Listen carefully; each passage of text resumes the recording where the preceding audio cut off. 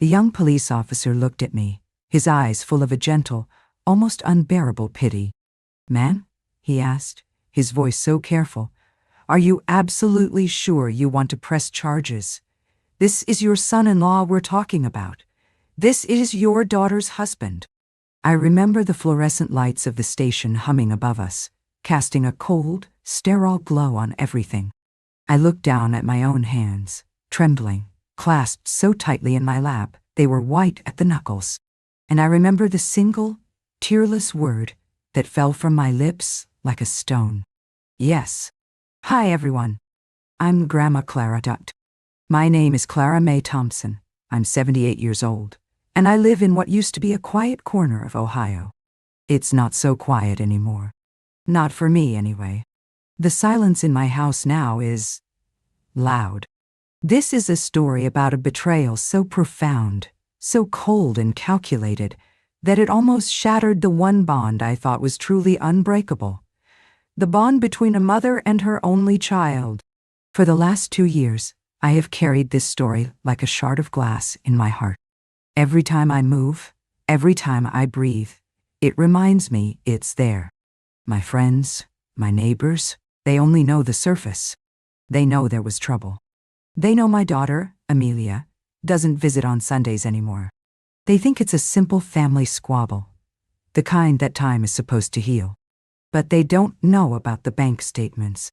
They don't know about the lies, stacked one on top of the other, until they built a wall between my daughter and me. And they certainly don't know that I, Clara Thompson, a woman who has never even had a speeding ticket, am the one who put her own son-in-law in a police car. To be honest, sometimes I still can't believe it myself. Sharing this, it feels like standing on a cliff's edge. But I have to. I have to let it out before it consumes what's left of me. Before I begin, I ask for a small kindness. Please like this video and subscribe to our channel. It's more than just a click for me. Knowing that compassionate souls are listening, that my voice isn't just echoing in an empty room, gives me the courage I so desperately need to finally speak the whole, unvarnished truth. Your support is a small light in a very long, very dark hallway. Thank you. My story, the real story, doesn't begin with police stations and heartache. Oh no. It began decades ago, in the year 1975, on a sunny June afternoon, when I married the love of my life, Robert. My Robert, gosh, he was a good man. A solid man. He wasn't flashy or loud, but he was steady as an old oak tree. He had hands that were calloused from his work as a carpenter, but they were always so gentle with me. He built the very house I'm sitting in now, board by board. I remember the smell of fresh-cut lumber and sawdust, a scent I associated with safety, with love. He believed in hard work, honesty, and saving for a rainy day. "Clara," he'd always say, tapping the lid of our metal cookie tin, where we kept our emergency cash. "You work for what you want, you protect what you love, and you never, ever take what isn't yours." That was his creed. It was our creed. We weren't rich, not by a long shot, but we had a wealth of happiness that money can't buy.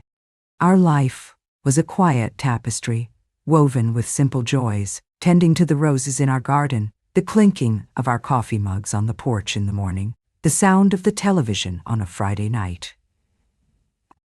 And then, in 1988, our tapestry became a masterpiece. Our daughter, Amelia, was born. From the moment I held her, she was my everything. My world, which had been a comfortable little circle, suddenly expanded into a universe, and she was the sun at its center. Amelia was a bright, bubbly child, full of laughter and endless questions. She had my eyes, but her father's kind heart. I can still see her, a little girl with pigtails, helping me bake in the kitchen, getting more flour on herself than in the bowl. We were inseparable. We shared secrets, whispered under the covers, dreams sketched out on napkins at the kitchen table. I was her confidante, her safe harbor, and she, in turn, was my greatest pride. When Robert passed away from a sudden heart attack 10 years ago, the light in our world dimmed. The silence he left behind was deafening. It was just me and Amelia against the world, and our bond, already so strong, became an unbreakable lifeline.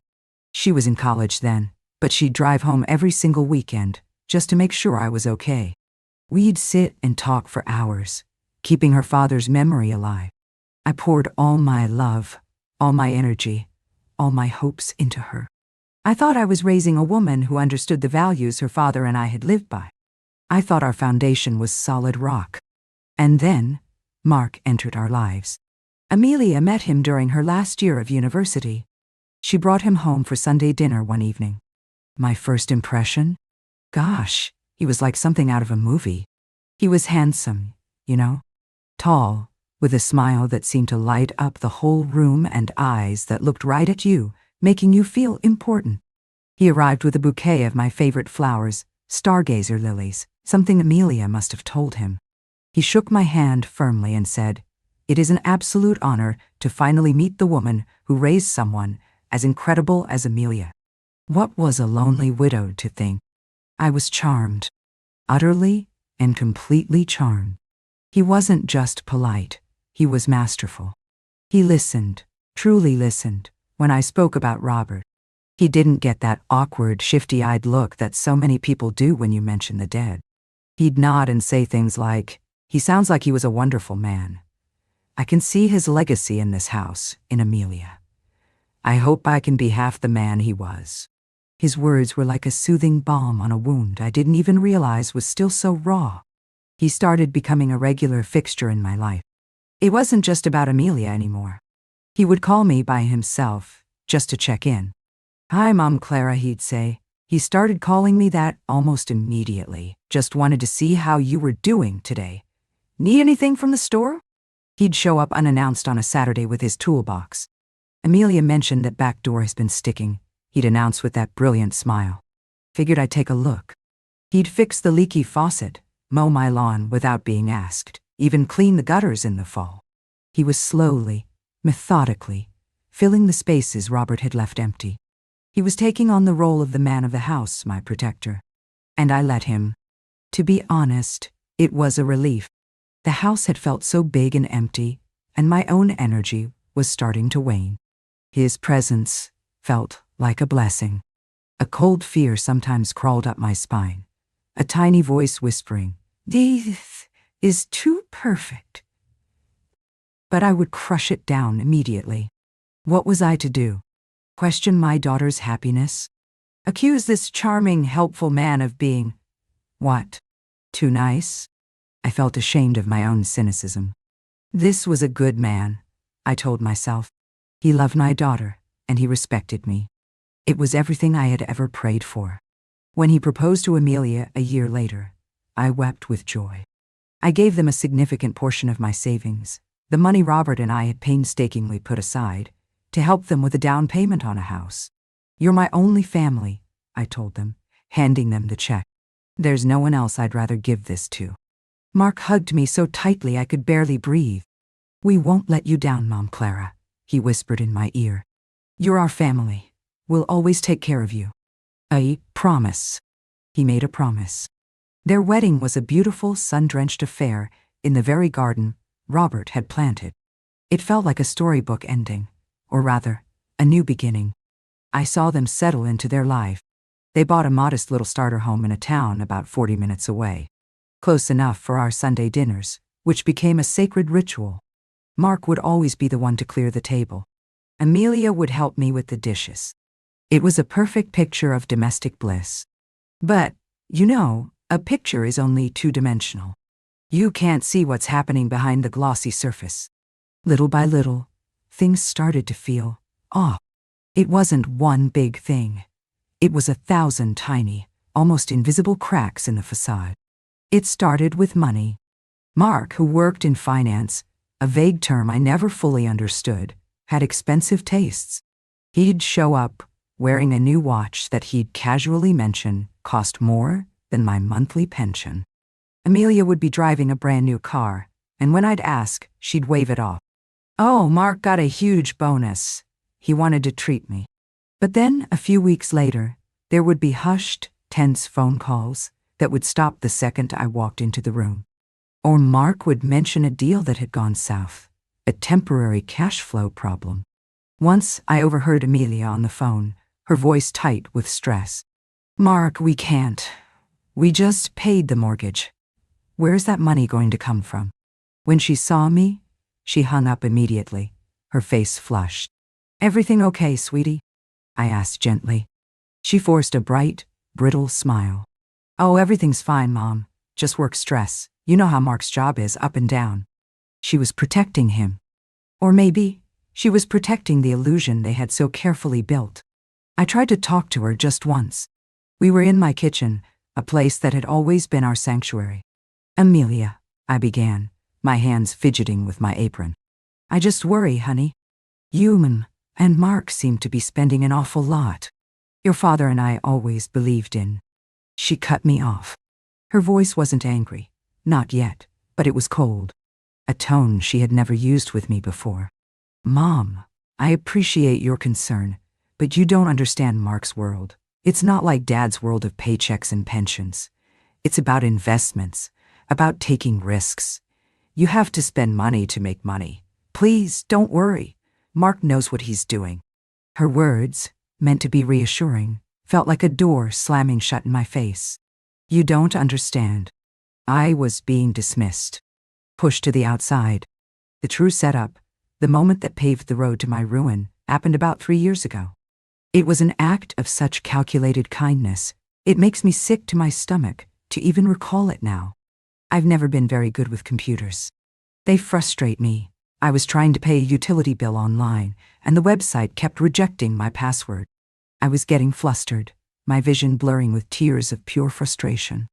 I felt old. I felt irrelevant. Mark, who was over for dinner, came and sat beside me at the old desk in my living room. He placed a warm, reassuring hand on my shoulder. Hey, what's all this?" he asked, his voice dripping with concern. I explained my problem, feeling foolish and incompetent. "Oh, Mom Clara, don't you worry about a thing," he said with that easygoing charm. "These websites are designed to be confusing. Let me help you sort this out. We can even set up automatic payments for you, so you never have to worry about this nonsense again." He seemed like my savior. A wave of profound gratitude washed over me. I watched as he expertly navigated the website. "Okay," he said, turning to me. "I just need your bank card and your PIN to authorize the new setup." Did I hesitate? Was there any flicker of Robert's old-fashioned caution in my mind? Maybe for a split second. But then I looked at his face, so open and earnest. This was Mark. This was my son-in-law, my daughter's husband, the man who fixed my gutters and called me Mom. To deny him would be to insult him, to insult my daughter. It would be an act of profound distrust. So I recited the 4 digits to him. The 4 numbers that were the key to my life's savings, the money Robert and I had worked our entire lives to accumulate. He typed them in, smiled, and handed the card back to me. "There," he said, patting my hand. "All done. Now your bills will be paid automatically every month. No more stress." He then took my card again. "You know, we can link your card to my Amazon account. That way, if you ever need anything, you can just call me, and I can order it for you in 2 seconds. It'll be delivered right to your door. So much easier than you having to go out." I was so grateful. So utterly, stupidly grateful. It felt like he was lifting a burden from my shoulders. The convenience, the care, it was overwhelming. I saw it as an act of love, of protection. Who could I even turn to and tell them my fears? My daughter? She was already defending him. My friends. They would think I was a paranoid old woman, suspicious of the wonderful man who was taking such good care of me. So, I stayed silent. I pushed my unease down, deep into the pit of my stomach, and I smiled. I smiled at the man who had just taken the keys to my entire life and promised to keep them safe. I trusted him. That was my greatest mistake.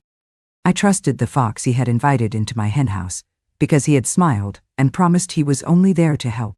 And for a while, everything seemed normal. The bills were paid. If I needed new gardening gloves or a specific brand of tea, I'd call Mark, and a package would appear on my doorstep 2 days later. He was always so cheerful about it. Anything for my favorite mother-in-law, he'd say. I felt taken care of, and I scolded myself for my earlier paranoia. Maybe I was just an old woman, stuck in the past, unable to accept the new ways of the world. The first real undeniable alarm bell went off about 6 months after I gave him my card details. I went to the bank to withdraw some cash for my weekly farmer's market trip. I always liked to have a little cash on hand, just like Robert taught me. When the teller handed me the receipt, I glanced at the balance. My heart didn't sink like a stone. No, it just stopped. For a moment, I couldn't breathe. The number on the paper was wrong. It was terrifyingly wrong. Thousands of dollars, a huge, gaping chunk of my nest egg, was simply gone. My hands started to shake so badly, I almost dropped the slip of paper. There must be a mistake, I stammered to the young woman behind the counter. She looked at my account, her brow furrowed in concentration. She typed for what felt like an eternity. "No, Mrs. Thompson," she said, her voice professional but kind. "There's no mistake. There's a charge here from last week. A large one. From a luxury car dealership? A down payment, it looks like." A luxury car dealership. The words didn't compute. They floated in the air, nonsensical and absurd. I hadn't bought a car. I hadn't been to a dealership in over a decade. The air in the bank suddenly felt thick and suffocating. I felt the stares of the people in line behind me. A cold sweat broke out on my forehead. And then, a memory surfaced. A conversation from just the other night, at Sunday dinner. Mark, beaming with pride, showing us pictures on his phone. A sleek, silver sports car. "My new baby," he had crowed. "Just closed the deal. A little reward for a successful quarter." Amelia had been beaming right alongside him, so proud. I had felt a pang of my usual worry. Wasn't this extravagant? But I had said nothing. I had just smiled and told him it was beautiful. Standing there in the bank, the teller's words echoing in the humming silence of my mind, the two events collided with the force of a physical blow. The missing money from my account. The new luxury car in his driveway. It couldn't be. It was too monstrous, too unthinkable. There had to be another explanation. A mistake. A coincidence. Because the only other possibility was a betrayal so deep, so cruel, it was beyond my comprehension. The man I had welcomed as a son, the man I had trusted with my deepest vulnerability, had looked me in the eye, smiled, and then systematically stolen from me to fund his lavish lifestyle. The thought was so vile, I felt a wave of nausea roll over me. In that moment, the floor of my entire world, the foundation I had believed was solid rock, turned to sand and began to crumble beneath my feet. I stumbled out of the bank and into the bright, indifferent sunshine of the afternoon. The world felt wrong, tilted on its axis. The familiar storefronts of my little town, the cheerful greetings of neighbors passing by, it all seemed like a scene from a play, and I was no longer a part of the cast. I was a spectator watching my own life from behind a thick wall of glass. My hands were shaking so badly, I could barely fit the key into the car's ignition. A car dealership. A luxury car dealership. The words echoed in my head, a nonsensical, cruel chant. I drove home, though I barely remember the journey. It was as if my body was performing the actions. Turn left, stop at the sign, turn right, while my mind was caught in a terrifying whirlpool. My first thought, my most desperate, clinging hope, was that it was a mistake. A monumental, terrible error on the bank's part. That had to be it. Banks make mistakes, don't they? Computers glitch. Numbers get transposed. A simple explanation that would put my tilted world right again. My mind scrabbled for any reason, any possibility, other than the one that was beginning to solidify in my gut like a block of ice. I thought of Mark, showing me the picture of that car. That gleaming silver beast. I had complimented him. I had smiled. Had my own money paid for that smile? The thought was so grotesque it made me physically ill. I had to pull over to the side of the road, my breath coming in short, ragged gasps. Was I being paranoid? Was this what it felt like to get old? To have your mind play tricks on you, to see betrayal in a simple act of kindness. Maybe I'd forgotten a big expense. A medical bill. A home repair? I searched the archives of my memory, frantically, but came up empty. I would remember a charge that large. Robert had taught me to account for every single dollar. When I got home, the house was silent. The silence I usually found comforting now felt ominous, heavy. It pressed in on me. I sat at my kitchen table, the same table where I had bounced Amelia on my knee, where we'd celebrated decades of birthdays, and I stared at the telephone on the wall. For an hour, I just stared at it. Who could I call? My daughter? To accuse her husband, the man she adored, of being a thief. The words would choke me. They would sound insane. She would never believe me. She would defend him, and our relationship, already strained by that conversation about money, might shatter completely. No, turned. I had to talk to Mark first. Man to woman. Directly. I had to hear his explanation. There hadn't to be an explanation. My heart hammered against my ribs as I dialed his number. Each ring felt like a lifetime. Finally, he answered, his voice smooth and cheerful as always. Mom Clara, what a nice surprise. Everything okay? The practiced warmth in his voice was like a splash of cold water. I took a shaky breath. Mark, I was just at the bank. Oh yeah? Getting some cash for the market? He asked casually, as if we were discussing the weather. Yes, but, Mark, there seems to be a problem with my account. My voice was barely a whisper. I felt like a child tattling, not a grown woman discussing her own finances. There's a very large sum of money missing, a withdrawal I don't recognize. There was a pause on the other end of the line. It wasn't a long pause, maybe only 2 seconds, but it was filled with a sudden, chilling stillness. The cheerfulness was gone, replaced by something else. Something controlled. A large sum? What are you talking about, Clara? He had never called me just Clara before. It was always Mom, Clara. The change, so small, was like a slap. The bank teller said, she said it was a down payment to a luxury car dealership. I forced the words out, my throat tight. I waited for his shock, his outrage on my behalf. I waited for him to say, what? That's impossible. We need to go down to the bank right now and sort this out. But that's not what he said. What he said next is when the floor truly began to give way. He chuckled. It was a low, condescending sound. Oh, Mom Clara, he said, the affectionate name now sounding like a weapon. You're getting yourself all worked up over nothing. Are you sure you're remembering things correctly? I was stunned into silence. What do you mean? Well, he continued, his tone now a careful blend of patience and condescension, the kind one might use with a confused, elderly relative. You know how we have your bills on autopay? And how I order things for you? Sometimes those transactions look strange on a statement. Maybe you just forgot something we bought. Did we order that new mattress for you yet? Those can be expensive. A mattress. Mark, this was thousands of dollars. It says a car dealership. My voice was rising, laced with a hysteria I couldn't control. Listen, Clara. His voice became firm, authoritative. The mask was slipping. I think you're getting confused.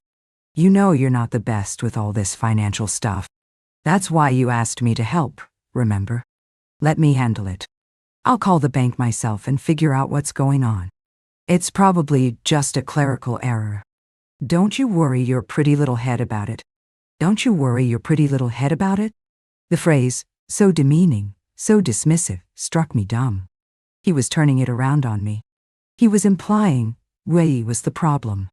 My age, my memory, my confusion. He wasn't denying it. He wasn't confirming it. He was simply erasing my reality and replacing it with his own. He was gaslighting me. I didn't know the word for it back then, but I knew the feeling. It was the feeling of the ground disappearing from beneath your feet. The feeling of being told that the sky you see as blue is actually green, and you're crazy for thinking otherwise. But Mark. I started, but he cut me off. I've got it, Clara. I have a big meeting to run to. I'll look into it this evening and call you back. Just relax. Everything is fine." And with that, he hung up. The dial tone buzzed in my ear, a flat, dead sound. I slowly placed the receiver back in its cradle. I felt numb. The adrenaline was gone, replaced by a hollow, creeping dread. He hadn't helped. He had managed. He had handled me. A cold fear, colder than anything I had ever felt, crawled up my spine. He wasn't going to call the bank. He was going to call my daughter and tell her that her poor, sweet mother was getting old and confused, that she was starting to imagine things. He was laying the groundwork, building his defense before I could even mount an attack. He never called me back that evening, or the next day. When Sunday rolled around, my phone finally rang. It was Amelia. "Hi, Mom," she said, her voice a little too bright.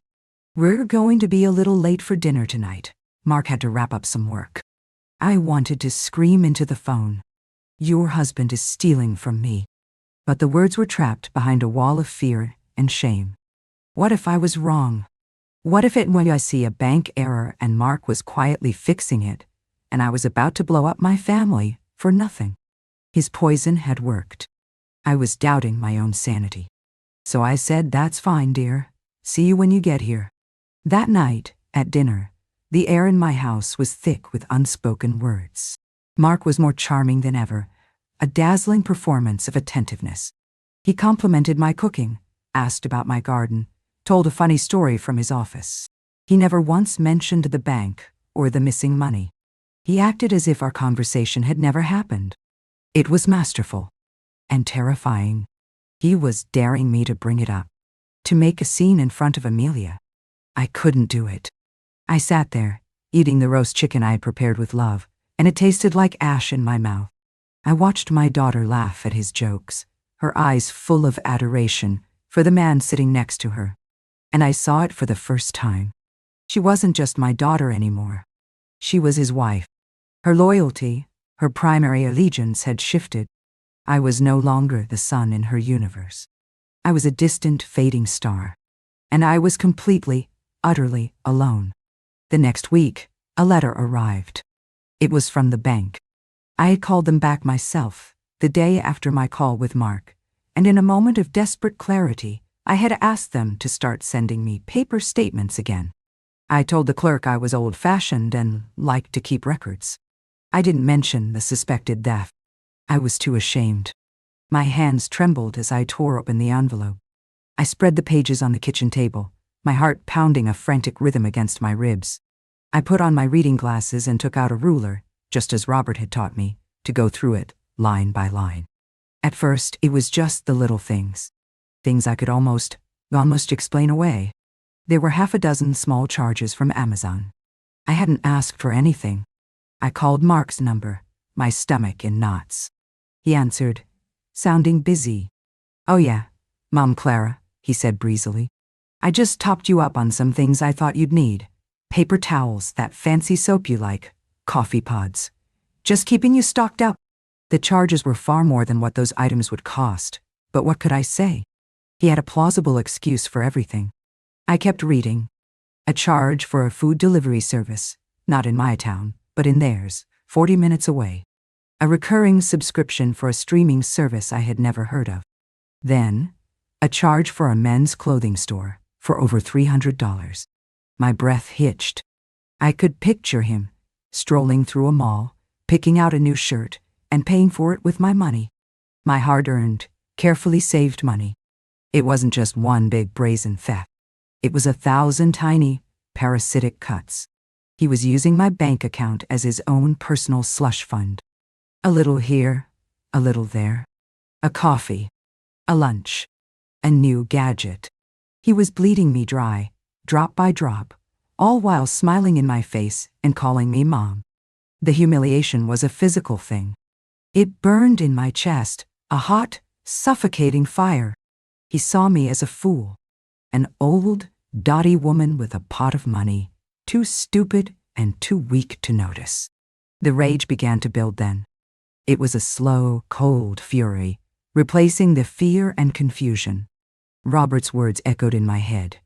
You never, ever take what isn't yours. This man, this thief, had not only broken that sacred rule, he had desecrated the memory of my husband by pretending to be the kind of man Robert was. He was a phantom, a hollow man wearing the costume of a good son-in-law.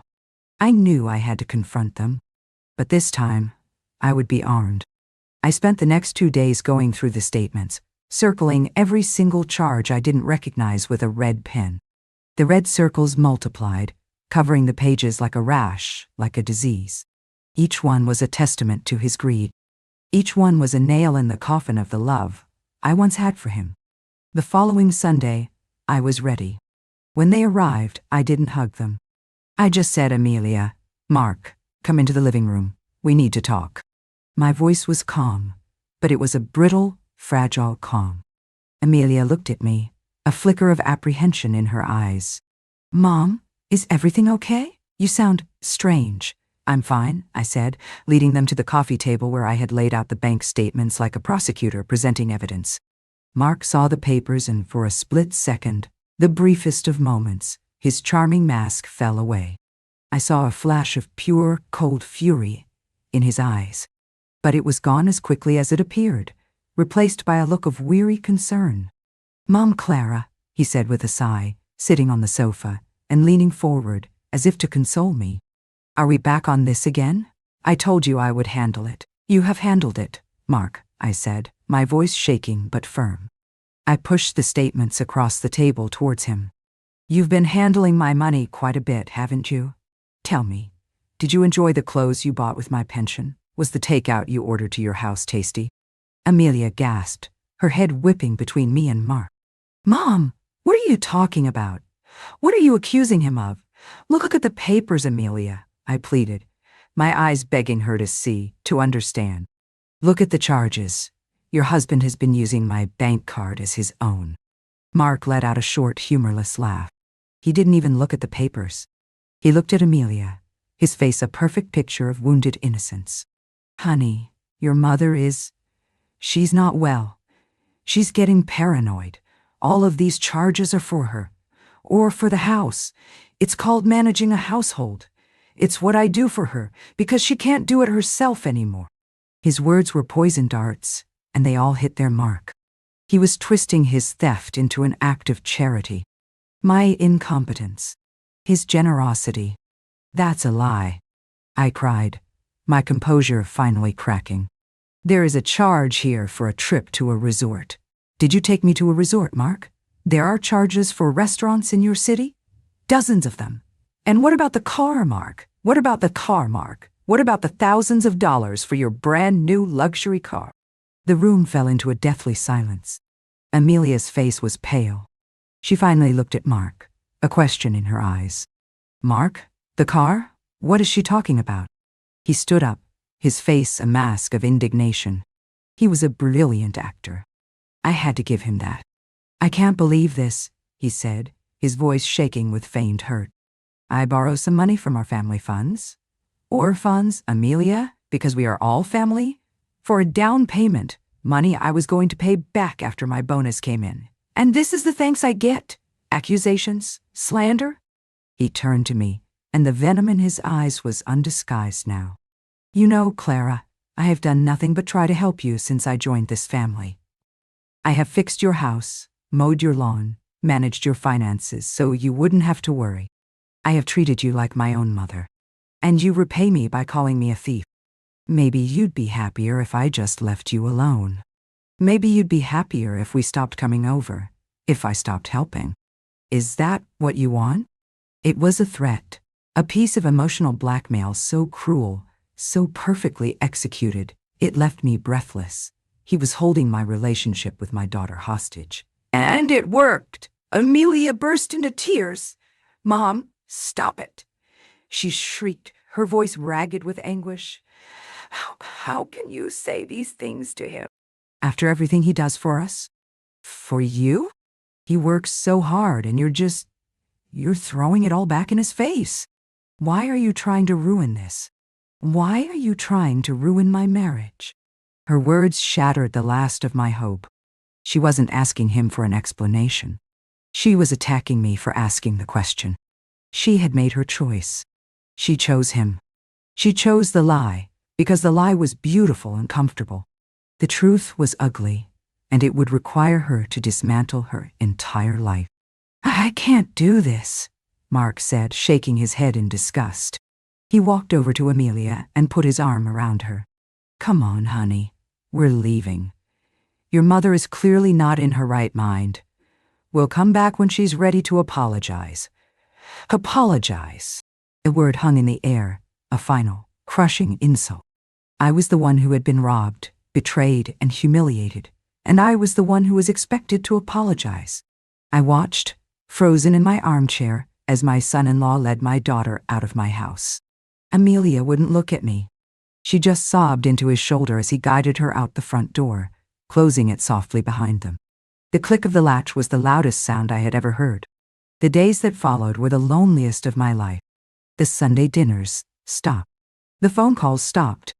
The silence in my house was no longer just heavy. It was a living entity, a suffocating presence that reminded me of my failure, my law. I had lost my money, yes, but that was nothing compared to the fact that I had lost my daughter. Mark had successfully amputated me from her life, and he had done it so skillfully that she believed it was her own decision. I would sit for hours, replaying that final horrific scene in my mind. Had I been too harsh? Should I have been gentler? But how do you gently accuse someone of such a profound betrayal? The questions tormented me, kept me awake at night. I felt like a ghost in my own home, haunting the rooms that were once filled with love and laughter. But my paralysis, my grief, was shattered by one final, brutal act of greed. A massive storm swept through our area, and an old oak tree in my backyard lost a huge branch which crashed down onto my roof, tearing a hole right over the guest bedroom. Water poured in, ruining the ceiling and the carpet. I called a roofer, a local man I trusted, and he gave me an estimate. It was expensive. A few $1,000s. Money I knew I had. With a sense of dread, I went to my computer. I had forced myself to learn the basics after all this, determined not to be so helpless again, and logged into my bank account. I needed to transfer the funds to be ready. My eyes scanned the screen, and my blood ran cold. The account was almost empty. The balance was barely enough to cover my groceries for the month.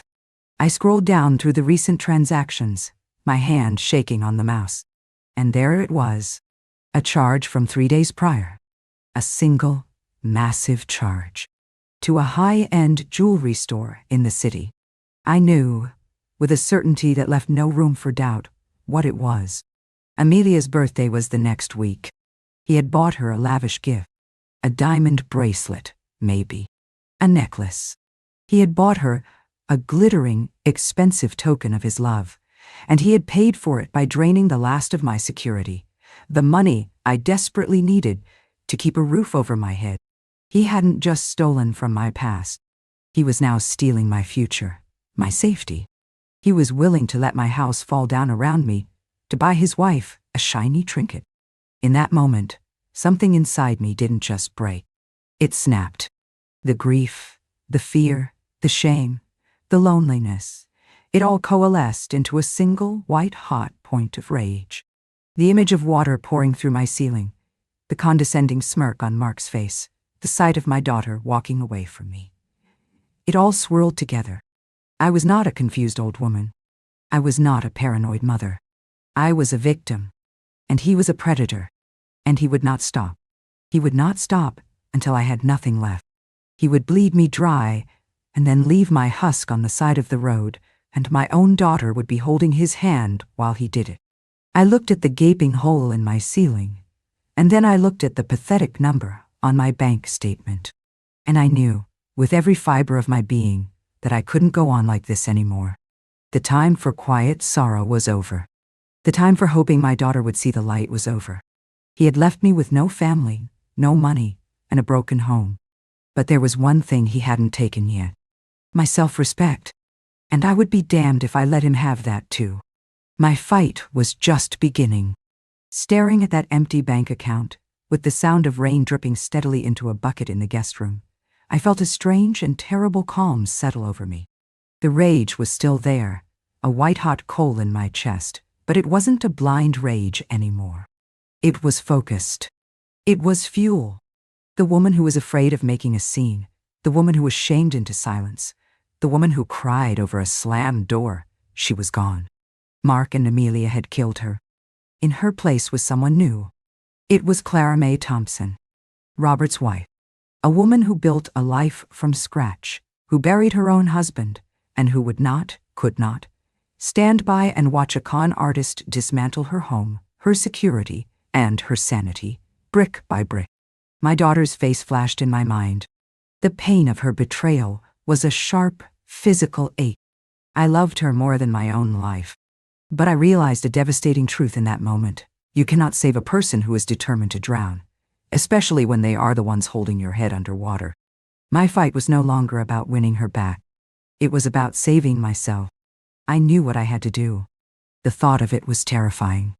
It went against every instinct I had as a mother, as a quiet, law-abiding citizen. But it was the only path left. He had backed me into a corner, thinking I was a helpless old sheep. He was about to find out I was a wolf.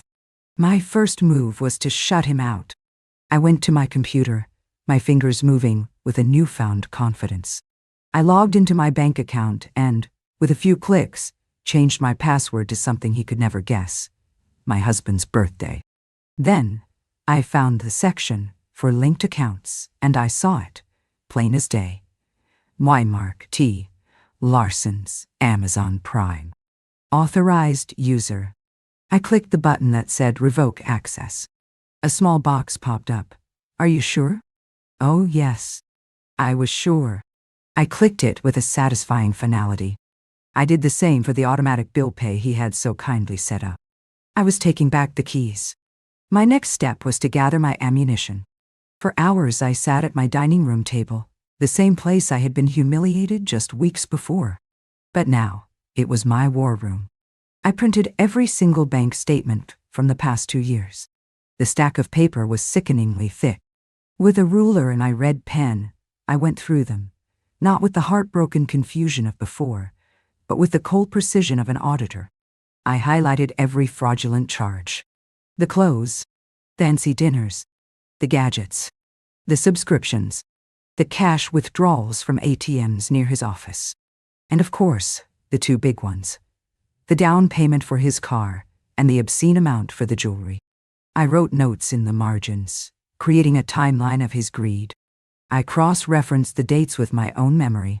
This was the week he was too busy to fix my fence. This was the day after he complimented my frugality.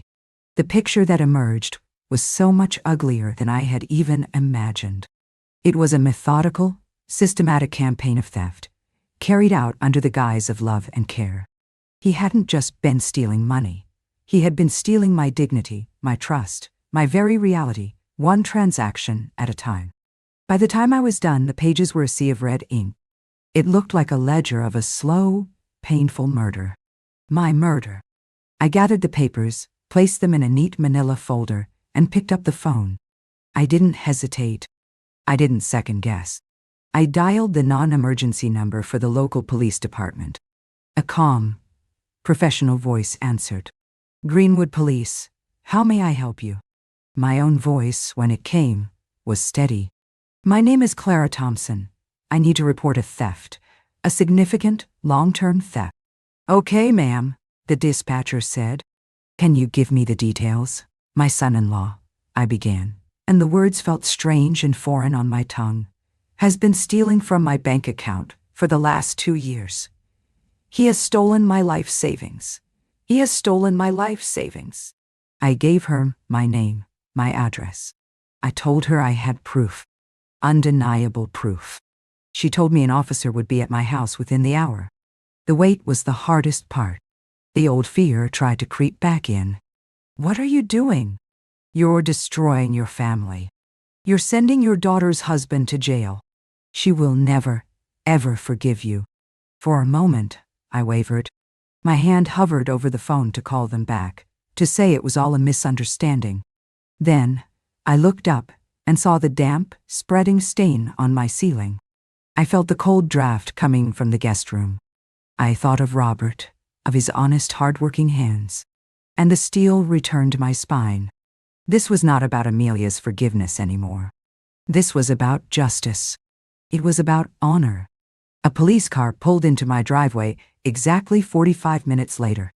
A young officer, the same one I would come to remember so vividly, stepped out. He was tall and had a kind face, but his eyes were serious, professional. I invited him in, and we sat at the dining room table, my folder of evidence between us. I told him everything, from the very beginning. The kindness, the help with the computer, the slow poisoning of my daughter's mind against me, the gaslighting, the dismissal of my concerns. I spoke for nearly an hour, my voice never breaking. I just laid out the facts, one ugly truth after another. When I finished, I pushed the folder across the table to him. "It's all in there," I said. "Every charge, every date." He spent a long time looking through the papers, his expression growing more and more grim. He didn't interrupt. He just read, occasionally shaking his head slightly. When he finally looked up at me, his eyes were filled with that look, that gentle, unbearable pity. "Mrs. Thompson," he said, his voice soft. "This is extensive. It's clear a crime has been committed, a series of them." He paused, taking a deep breath. "But I have to ask you, are you absolutely sure you want to press charges? This is your son-in-law we're talking about. This is your daughter's husband. Once we move forward, this process can't be stopped. It will have permanent consequences for your family." There it was. The final test. The last chance to turn back, to sweep it all under the rug, to preserve the shattered, toxic illusion of a happy family. I thought of Amelia's face, contorted in tears, yelling at me to apologize. I thought of Mark's smirk, his condescending tone as he called me confused. I looked down at my hands, clasped in my lap. They were not trembling this time. They were perfectly still. I looked back at the young officer, directly into his eyes, and I let all the strength I had left flow into a single word. Yes.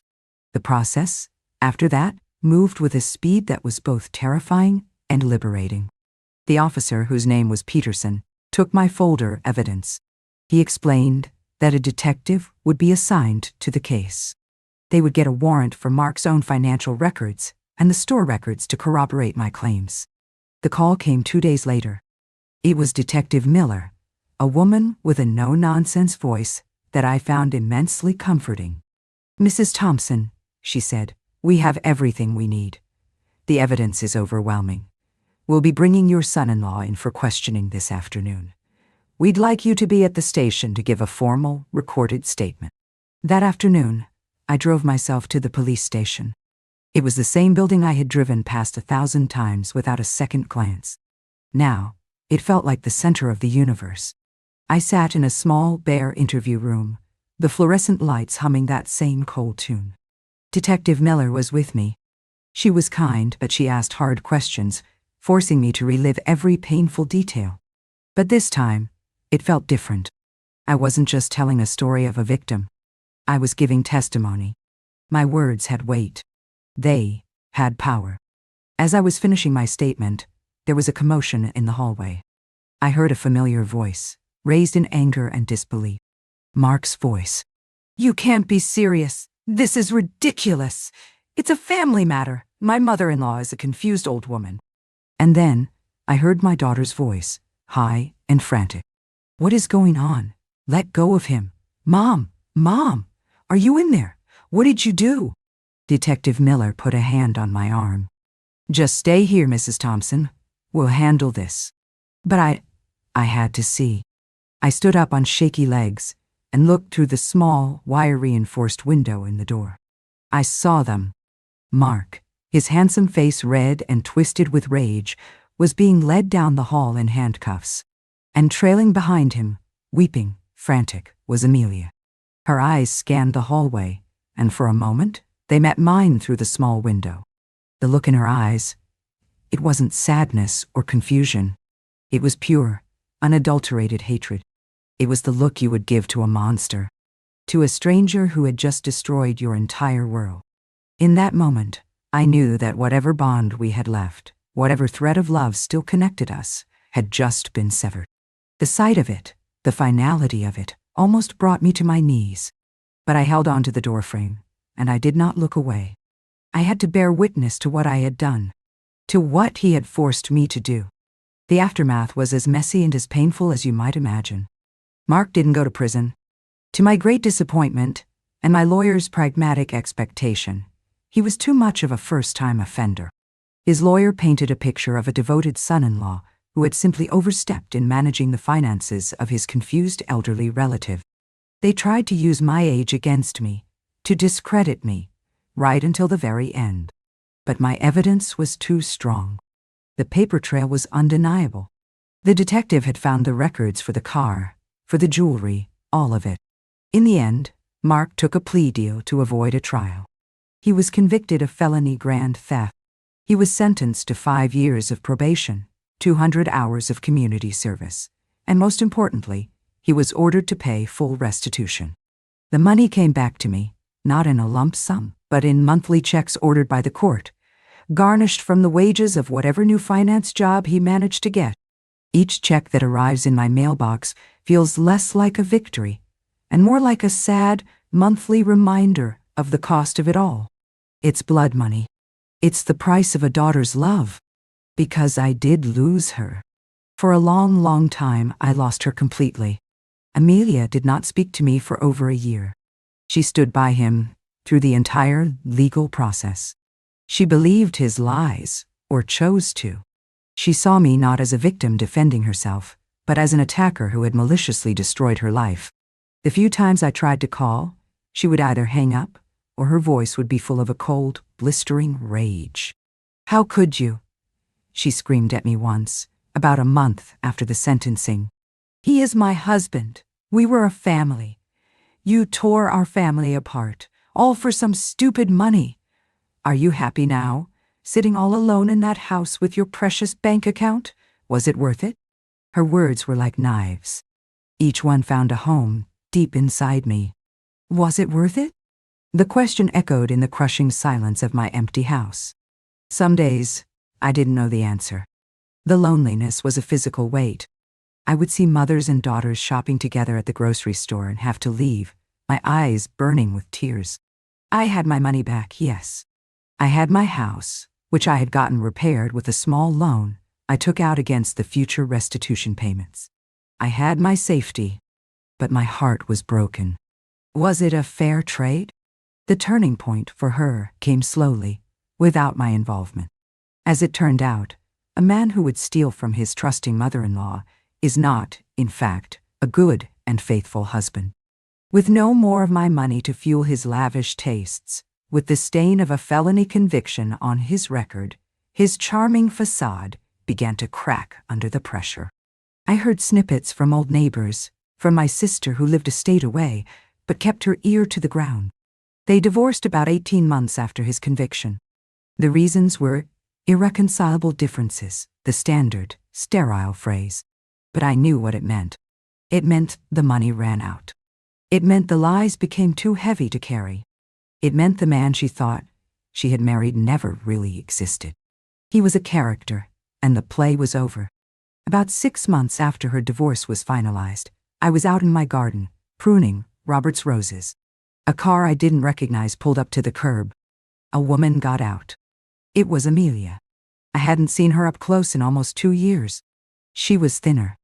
The bright, bubbly light in her eyes was gone, replaced by a weary sadness that I knew all too well. She just stood there on the sidewalk, not moving, just watching me. I put down my shears, my heart a confused, fluttering bird in my chest. Finally, she walked towards me, stopping at the edge of the garden. "Mom," she said. Her voice was quiet. Broken. I just nodded. I couldn't find any words. "His bonuses," she said, her eyes filling with tears.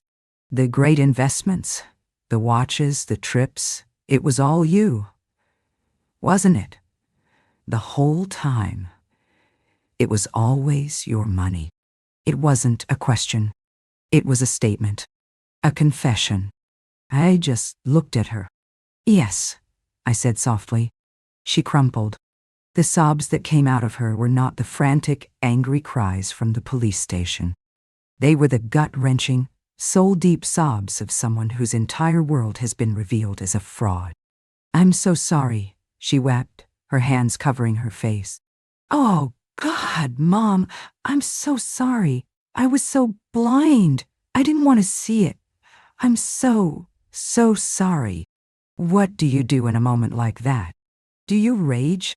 Do you say, I told you so?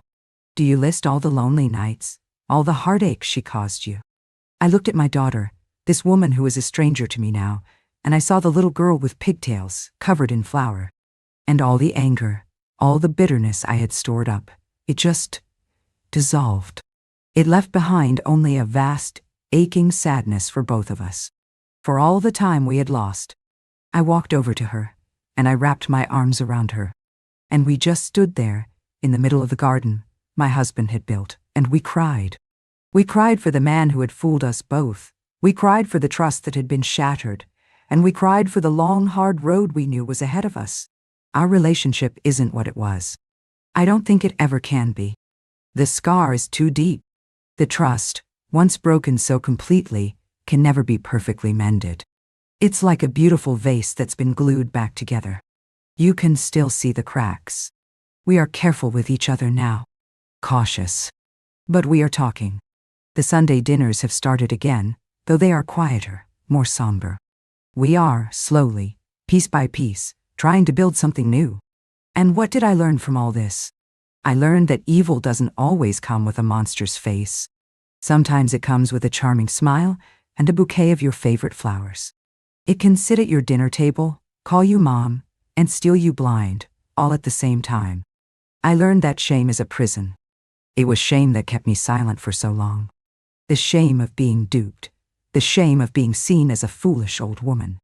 But the moment I let go of that shame, the moment I spoke my truth, that's when I got my power back. And I learned the hardest lesson of all. Sometimes, to save yourself, you have to be willing to lose everything. Even the people you love. You have to choose yourself.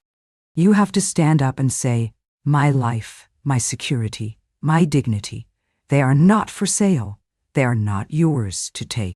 So, to anyone listening to my story, to anyone who feels that creeping sense of unease, that little voice in your head telling you something is wrong, please, I beg of you, listen to it. If you're going through something similar, do not let anyone, not even your own child, gaslight you into doubting your own reality. Your feelings are valid. Your fear is a warning sign. Don't be afraid to look at the bank statements. Don't be afraid to ask the hard questions. And do not ever be ashamed to ask for help. Protecting yourself is not an act of betrayal. It is the ultimate act of self-love. It is the one thing no one can ever take from you, unless you let them. Thank you for listening. Thank you for letting me share this heavy burden with you all. If my story touched you, or if it might help someone you know, please like this video, subscribe to our channel, and turn on the notification bell so you don't miss our next story. And please, if you feel comfortable, share a piece of your own story in the comments. We find strength in each other. We find healing in knowing we are not alone. Love you all. This is Grandma Clara, and I'll see you in the next story.